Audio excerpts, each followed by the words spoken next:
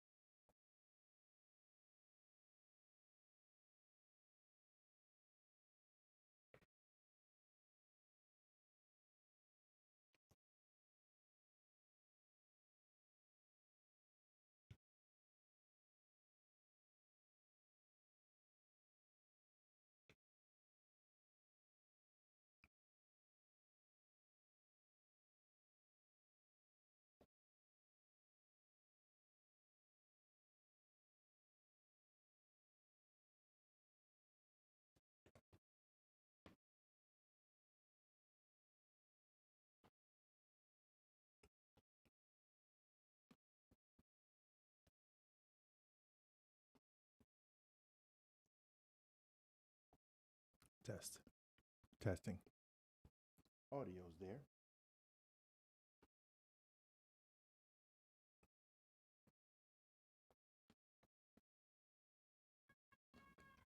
Oh, yeah. The emergency.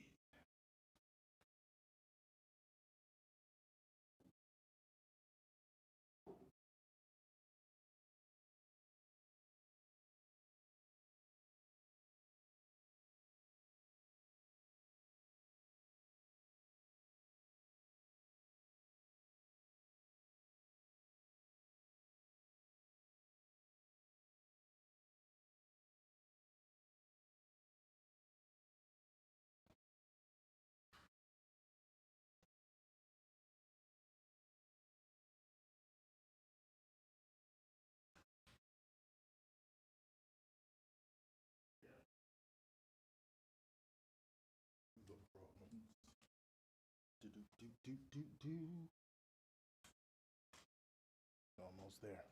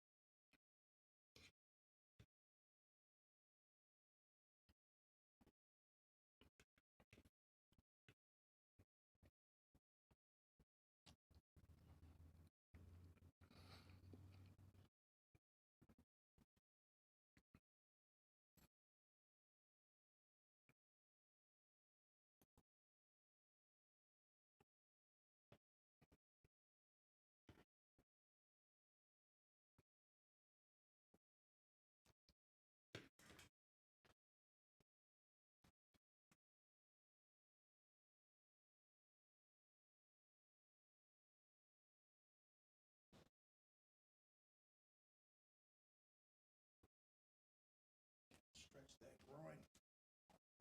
Oh, 10 seconds.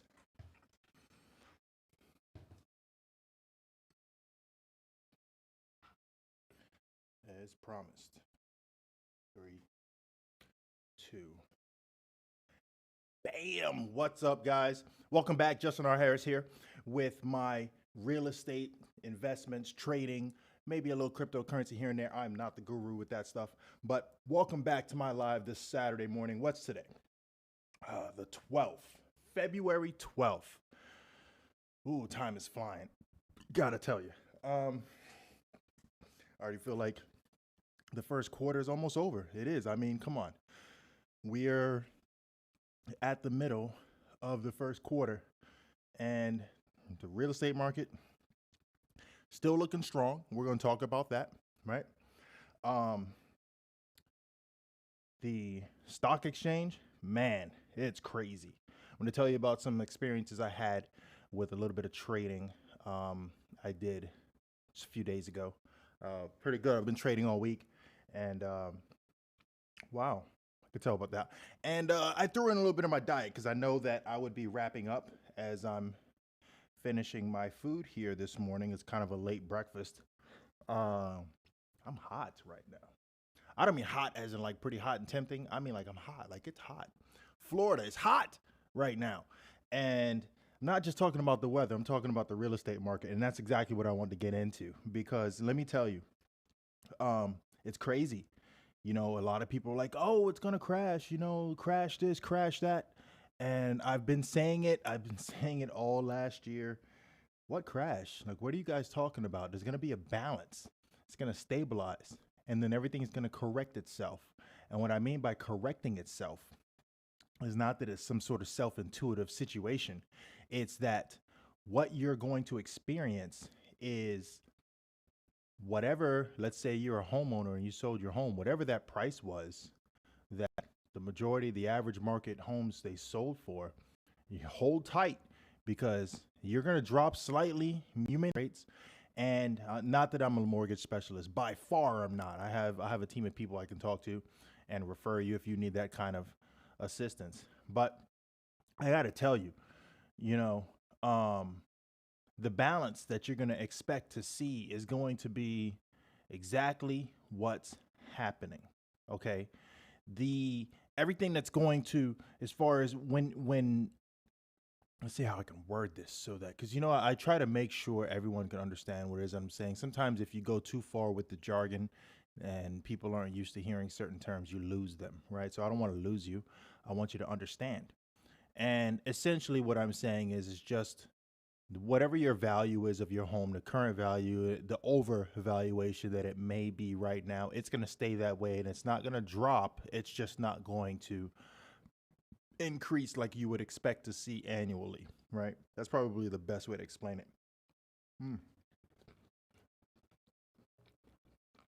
Let me tell you about what I'm eating real quick. Protein waffles. Whoa.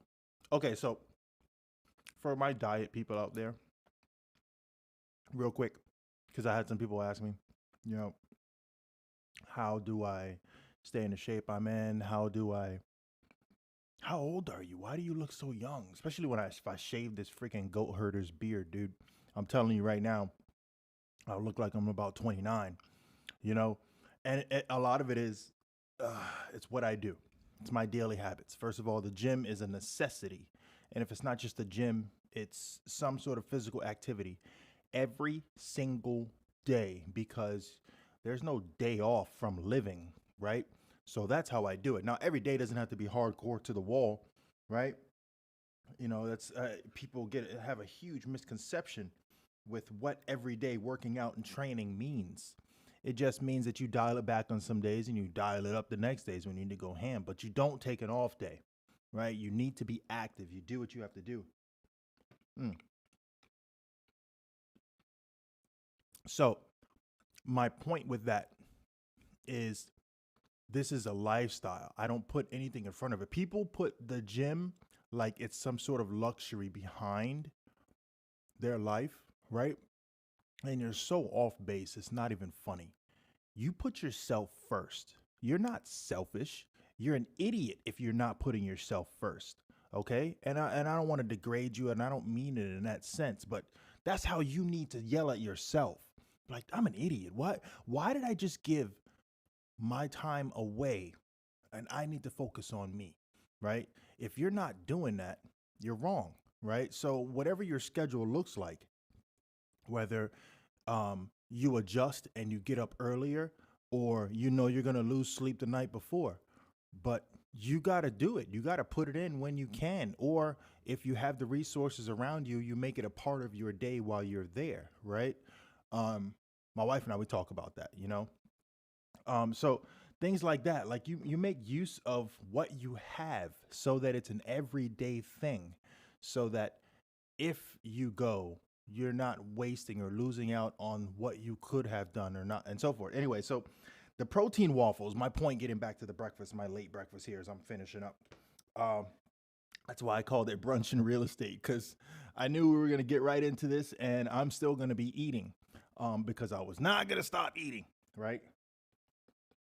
First of all, I only eat breakfast and lunch.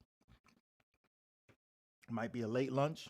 And when I say late, I mean like that last meal might be about 5 o'clock. That's it. It's a wrap after that. There's no more food after that, right? Occasionally, I'll slip up. There'll be a snack. I'll eat Oreos or something stupid, you know, but then I'll chug tons of water. And I know I shouldn't, but where I don't slack off is I don't, you know, we're human, right? So you don't work out every day and take care of your body and train every day and not enjoy some good things every once in a while, right? So everything is in moderation. Don't go ham on foods that have no beneficial value to you. Right. So now that you guys just watched me have an amazing waffle breakfast, right? Waffles, eggs, and ground turkey, all protein. And then I'll do that again for lunch. And then there might be for lunch, now that I've had so much protein on this one, for lunch, there's going to be a lot more complex carbs involved. There's still going to be some protein, but there's going to be a lot more complex carbs because I know that I didn't get it in just now, right? And then fruits and stuff like that also apply. Sometimes it'll be in the morning. Sometimes I'll get that from some sort of juice source, you know, things like that. But what I eliminate are the processed things. The pasta. Rice is not processed. However, rice is a food item that it's a starchy item that I don't favor. So I don't do rice. I stay away from it now.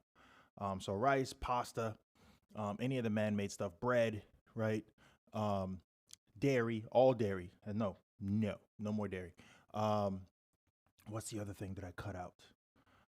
That's about it. So it's all the breads, the pastas, the dairies. You know, no matter if you're lactose intolerant or not, you still get some sort of inflammation in your body. Whether you believe it or not, it doesn't matter. I challenge you to test yourself and stay off of dairy. That means any kind of milk source that's from the cow or goat or wherever you get your milk from. And all cheese, which is the, you know, the compressed version of all of it, the, you know, the whole separating portion of it, and then we make cheese out of all that great stuff that's left over from making milk, right? So all of that, avoid all of it, every type, all of that. And I guarantee you, after about 3 to 4 weeks, you're going to notice something. Hey, my stomach's coming down. Yeah, that's the inflammation, that's the bacteria, right? Those are the things that people don't, they ignore. They don't understand it. And there you go. So I could have a whole long conversation about that. Like I said, you know, it's funny. Real quick, short story here. So I go to a birthday party last Saturday after I recorded, right? We went live. Then I went to a birthday party with my daughter. And I met this guy who's like, you know, we're talking about food and, you know, stuff like that. He goes, hey, you know, I'm friends with the Weeder family. And I'm like, Weeder? And I'm like, he's got to be talking about Joe Weeder. I mean, who else would you just throw Weeder out there? And I'm like, Joe Weeder? Like, you know, bodybuilding? He goes, yeah. And I'm like, man, that's crazy. He goes, yeah, I'm just, you know, you look like a dude who's in great shape. You look young. I'm like, you know, 43. He goes, what? You know, he's like, oh my God. And he starts talking and, you know, we're going back and forth. You know, you always meet that one person. And so we're chatting it up. And he goes, hey, I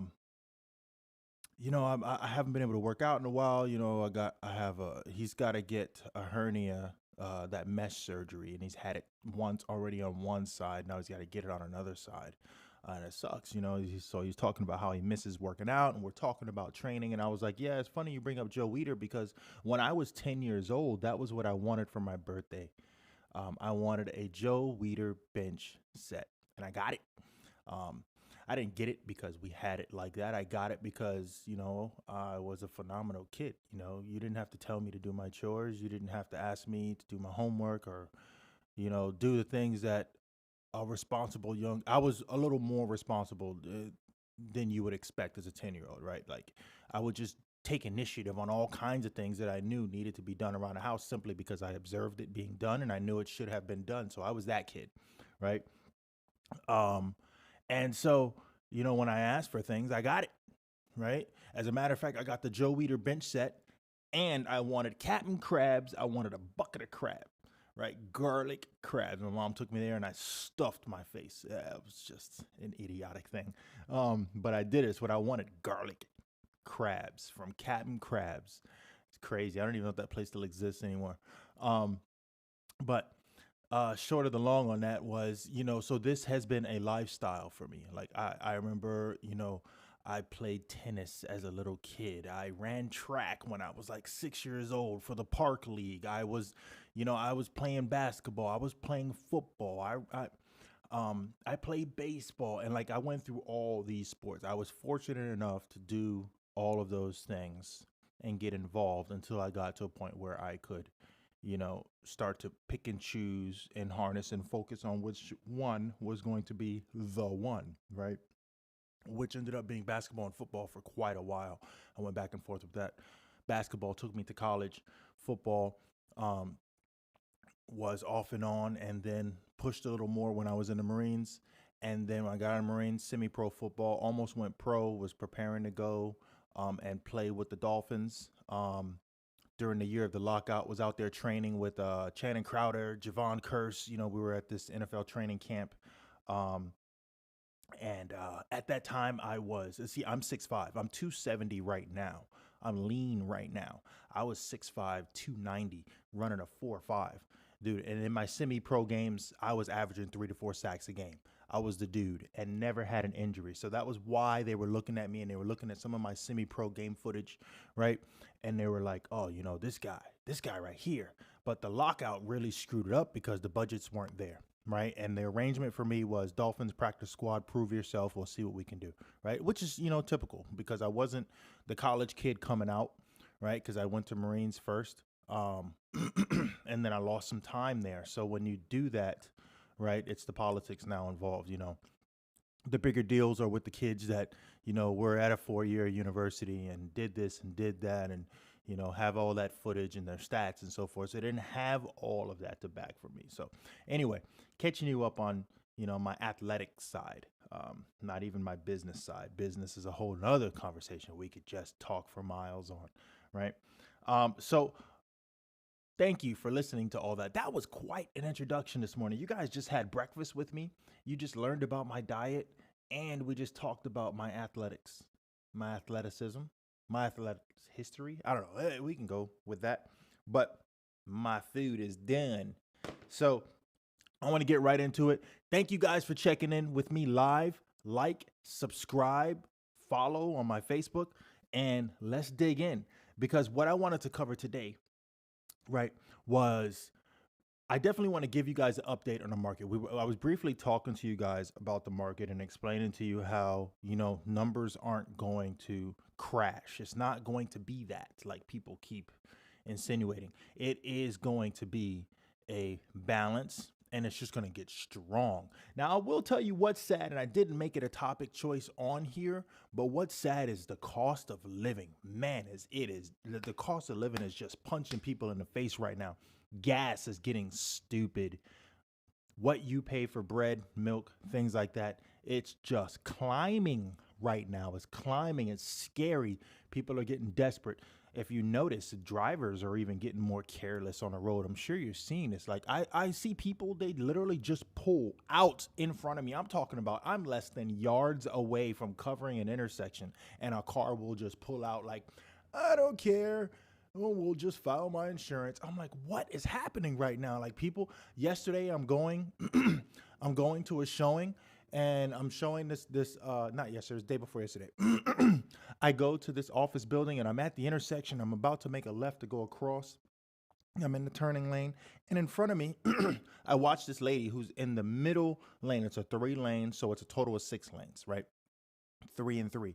She's on the 3 coming in, and she decides from the middle lane, I'm going to make a left turn right here at this median. As soon as she does that, she hesitates and counters back again, and the car behind her assumed that she was going to do something stupid, so they kept going, and bam! And I'm like, wow, right there just happened. And then they both get over, they pull over right there, of course, because most people like to stop and stay right there in the middle of the road, which is stupid because now you're going to create a secondary accident and get somebody hurt. Get out of the road safely. Come on. Anyway, so they get over that. I'm watching them. I'm still in the intersection because the car in front of me and there's still traffic, right? So we're waiting to make this left. So I'm watching all this go down. I was so tempted to be the person and just start recording, right? But no, I'm not doing that. I'm not going to be the news reporter. So I'm watching it. And it's crazy because they get out and they start arguing with each other. And I'm like, I come over and just be like, you're dumb. You're dumb. You know what I mean? Like, but it happens. You're in the heat of the moment and people are just upset, right? Everything is getting crazy right now. People are more careless. People, their minds. You ever drive somewhere and then when you get there, you forgot how you even got there. You forgot every light and turn. You just ended up there because you were in such deep thought of whatever it is that you were thinking. The driving was almost like you were on remote control, right? You were on freaking co-pilot mode, right? So this is what happens. So you get so caught up in your own thoughts and that's real dangerous, right? So don't do that. Just be present in the moment because stupid stuff can go down. You know, people are getting hurt. You got people robbing people. I just saw the other day, cryptocurrency people are getting robbed because they're out there flaunting how much they have and they're literally getting kidnapped and robbed for their cryptocurrency. That's crazy. I don't know. It's just you wonder what's happening these days, and the world is gonna get some. Where did I see it? Oh, a buddy of mine, a chat group, bunch of buddy of mine that I used to work with way back in the day. They were like, we are getting closer and closer to the Mad Max world. You know what I mean? And it's crazy because part of me wants to believe that, you know, part of me is like, hey, you know what? You need to go get another assault rifle and just kind of stand by. You know what I'm saying? Go get yourself a set of night vision goggles. You never know what goes down at night. You know, it's just the Marine side of me thinking about how to prepare for the nonsense is, you know, in our mindset, it's better to be prepared for nothing than to not be prepared when shit hits the fan. You know what I'm saying? So without further delay, Brad O'Connor does a great video on the FloridaRealtors.org website. And I have a video where he goes into detail about how strong the Florida market is right now. It's in a market update. And this video was done. He did it in January, but the update research that I found, he pulled it from December, and this video was just released. But the thing is like, this is what I've been saying is happening right now with the numbers, and then I'm going to get into the mortgage rates. I thought for sure that the mortgage rates were going to kind of, you know, hold tight. I still kind of think they are. I think that although they're going up, they're going to come back down slightly by, you know, 0.2% or so forth as we get into the summer. But we'll see, because typically, you know, sales start kicking up in the spring and the summer. So people start moving around a little bit more. Winter and all that stuff is really screwing people up. So people kind of just buckle down. But I want to get right into this video. So I'm going to pull you guys right on over to my the screen here. And bam, there we are. So here's the market update video. And without further delay, let's check it out. I'm going to put my headphones on because I want to hear too. Can you guys hear him? It doesn't look like it. He's talking. So here's what I'm going to do here, because I don't want to lose this. I'm going to back that up. And let's see. Let's go to From Florida Realtors on Bam. The 2021 Florida housing market are now in. And wow, what a year it was. In all, there were over 528,000 sales of existing homes in 2021, an increase of 19% over 2020's total. Look at that. The dollar volume of these sales totaled nearly $241 billion, which, because prices also swelled in 2021, represented an increase of over 48%. Look at that. Much of this huge increase in sales was due to the return of the spring buying season here in the Sunshine. And that's exactly what I was talking about. You know, Then at I an was talking about increase how in of the over spring, I'm 48. going to stop it right here because I wanted you to see this. So here it is. Right here, if you look at March, then you go into May, right? And you pop back up to July. So there was a drop here, but this blue line represents 2020. So what was happening right here? This was the highlight, right, of the pandemic. This was during the time when we first went into lockout in March, right? And we were already booming right there. And then boom, lockout, right? Everything was crazy. Businesses, everything was closed down. We opened back up in what, May, right? So then this is when people were like scourging and getting out of whatever states they were in. And then that market just started climbing. I mean, like, look at this sharp turn here. We're talking about May to July, less than 60 days, right?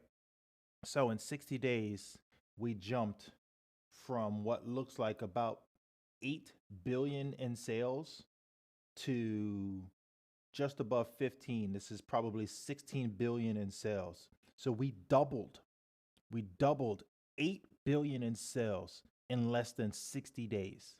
Insanity, right? So knowing that right there, and these are the figures for 2020, then look at 2021. Now, typically, like I said, right, 2020 was exactly what I said before. This was the drop because this was when it was all going down, right? Even the stock market follows this ridiculous drop right here.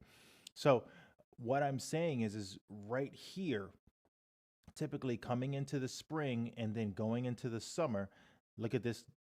For 2019 and 2018, that's typically a highlight in sales, and then it kind of drops and tapers off. That's what's normal. That's the norm.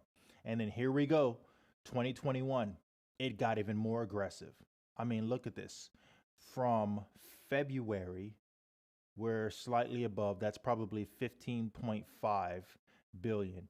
It jumped in 30 days, February to March, to what looks like closer to maybe 23 billion.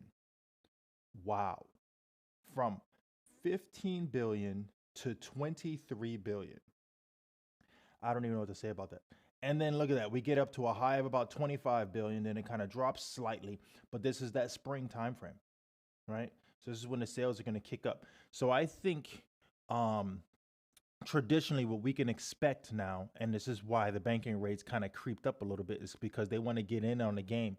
Now, I personally believe that, you know, they needed to stay. The banks need to stay where they were because banks make money writing loans, right? So if they make the money writing loans and they're trying to up, you know, what looks like what did we jump? 0.23%.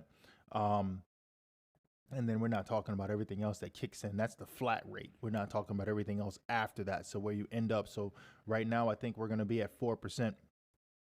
By time you close out on a loan and get everything squared away, you're probably somewhere around 4.2, right? If you're in optimum credit situation and all that other great stuff, right? But, and then for 2021, we had that drop. Look at this drop right here. We dropped in sales big time, right? And then there's the pickup right there in December, which is typical, right? We tried the typical in 2019. 2018, I don't know what happened right here. I'd have to look at 2017 and 2016 to go over that year over date, but I'm pretty sure that was not the norm, right? So looking at this, it's like, whoa, you know, now we all know, I know most realtors, we know that sales slow down in the fall anyway. So this is kind of the norm. But this is, I'm going to let him continue because I don't want to interrupt his video, but this is exactly right here. And this is why coming into 2022, if this is where we are, it's only going to continue, and I think that's why the banks want to get involved. Let's let him finish up here. Much of this huge increase in sales was due to the return of the spring buying season here in the Sunshine State, which we missed out on in 2020. And wouldn't you know it, we had a spring buying season for the ages. Closed sales of existing homes were up 43% in the first half of the year compared to the same period in 2020. Of course, some of that massive increase is also due to sales being weak in the first half of 2020 at the onset of the pandemic. But if we compare to the first half of 2019, we were still up 29% in 2021. The second half of 2021 was a bit of a different story, but only on the surface. Sales of existing homes in the latter half of the year were only a little over 1% higher than they were in the second half of 2020. But that's mostly because the second half of 2020 was arguably the best second half of any year we've ever seen in our housing market, thanks to so much unmet demand from spring being shifted further down in the calendar. But that's he's not addressing it, and he's probably not allowed to get into detail on that about the pandemic. But that's when everybody was scurrying, right? So for the Florida housing market, because this is specifically the Florida market that he's talking about right here. Everyone was coming down here. We know the market is hot. I mean, our cost of living is getting stupid right now because we have so many people down here. Demand is higher and we don't have as much supply, right? And that's not just housing, that's food and everything, right? That's why it's happening the way it is. That's why it's inflating. But if we compare the second half of 2021 to that of 2019, our most recent normal year, we find sales were up by over 20%. So the market remains strong going into 2022. In terms of sales, 2021 could also be characterized as the year of the condo. Over 160,000 existing homes in the condo and townhouse category sold in 2021, marking a more than 34% increase over 2020's total. In contrast, the over 350,000 sales in the single-family home category, while over twice the size in number, represented only about a 13% increase year over year. Inventory levels at year's end. It's real easy to explain that. So you take the numbers and then you look at what's actually happening. Yes, it was a boom when it came to the condos and the townhomes because people from up north, when they started to look at what was available remaining for single family homes and the price, they're like, what am I paying for, right? So then they started looking at the condos, they started looking at stuff on the water, they started looking at the townhomes, because a lot of that stuff was new construction down here, a lot of new townhome communities here in South Florida. And new construction was, at that time, really backed up because of supply. And then at the same time, labor, big issue right now. There just aren't enough people willing to work for whatever reason. And then also what is, forgotten with labor is, how true the stats are of how many people that actually died during the pandemic. How many of those people were labor workers, blue collar, right? So it may not be a huge percentage, but it's definitely a percentage to pay attention to because that was a large working class, as well as older people and people that had other unforeseen, or maybe they did know, medical conditions, the popular topic, obesity, and then other, determined illnesses and so forth. Let's get it on. Were dangerously low in both property type categories. As of December, we were at almost exactly 1 month of supply for single family homes, compared to 1.8 months of supply a year ago. Over in the condo and townhouse category, we fell dramatically from 4.2 months of supply in December 2020 to 1.3 months of supply in December 2021. The fact that we started the year with so much more relative supply in the condo and townhouse category helps explain why we saw so many more sales in this category than we did for single-family homes. But with inventory as low as it is now, early 2022 isn't looking so great for prospective buyers in either property type category. Current homeowners, however, continue to have the opportunity of a lifetime in the strongest sellers market in ages. From the outset in 2021, home prices were rising at an astounding pace. Mortgage rates, however, were somewhat more stable compared to 2020 when they were in free fall. Yeah. As a result, they were no longer counterbalancing the rapid rise in prices, and therefore, monthly payments for new mortgages began to rise. This softened some housing demand on the margins, leading to some slowing of home price growth in the summer and early fall. But by year's end, prices were starting to rise rapidly again. The median sale price for existing single-family homes selling in December was just under $374,000, an increase of 21% over the median of December 2020 sales. That's correct. Over in the condo and townhouse category, the median price increased nearly 24% year over year, rising to $285,000.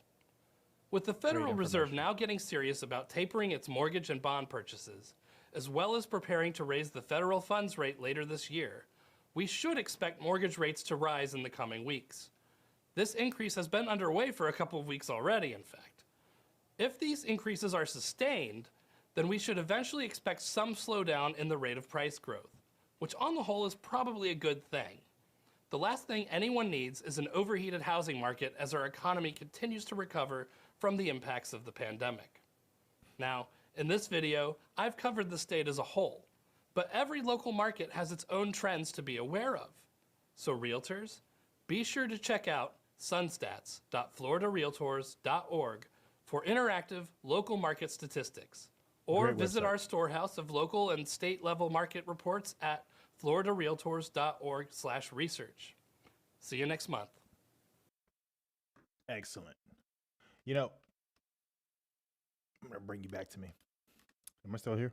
Oh, there we go. Audio's still good. Yeah, you got to check on that stuff. I could continue talking and not even know that we're not getting me.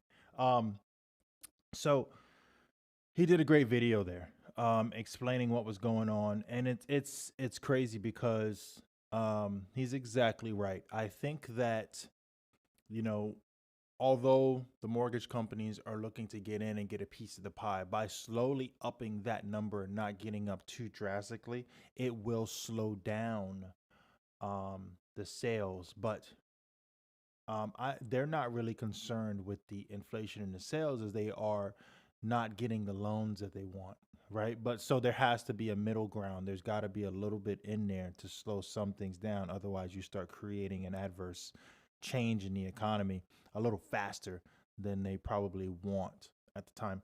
So yes, there's going to be a lot of that happening right now. I suspect that, and he said he was dead on. Like I said, that video was sooner.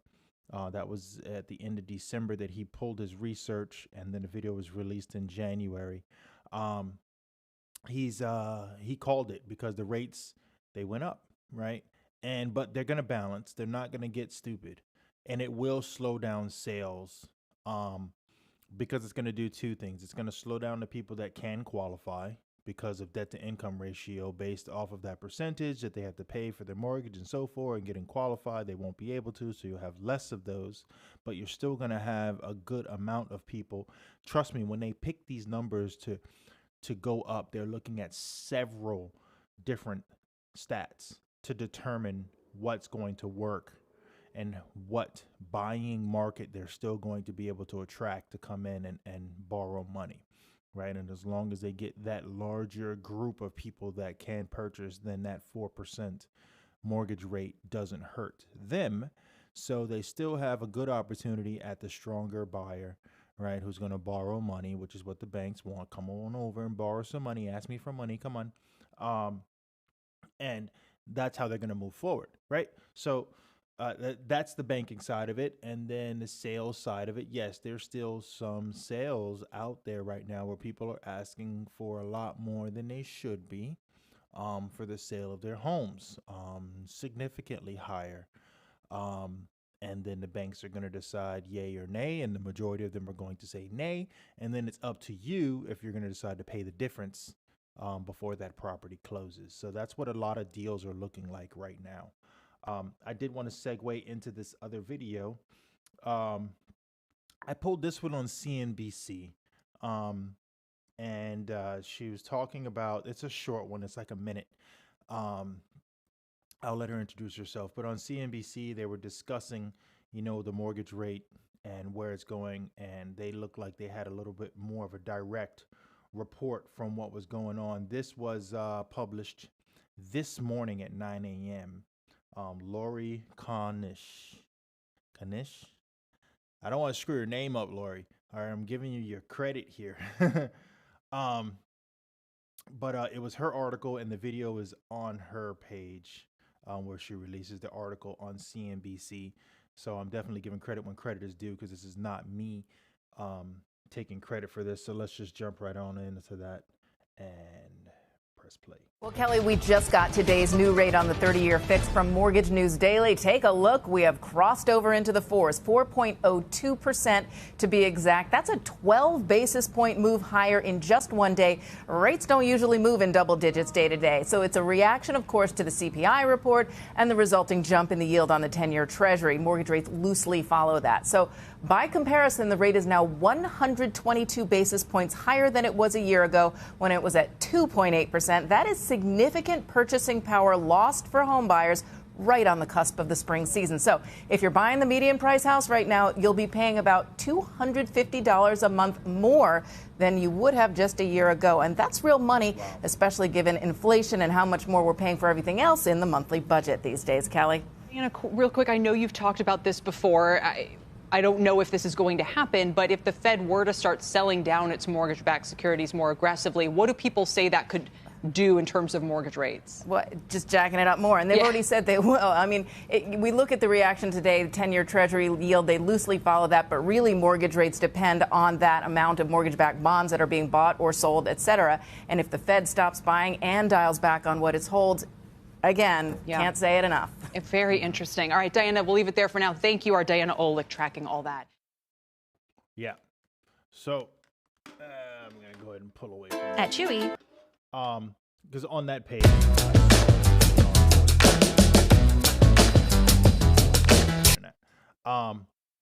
so there you have it. You see the numbers with the rates. You see what's going on. And $250 more. Wow, that's huge, right? So I'm talking big jumps here. Cost of living, everything is jumping. Guys, be prepared. Get yourself into an investment. I said it yesterday. I was talking about this with a few people, my wife, and then someone else earlier in the day. But I was like, you know what?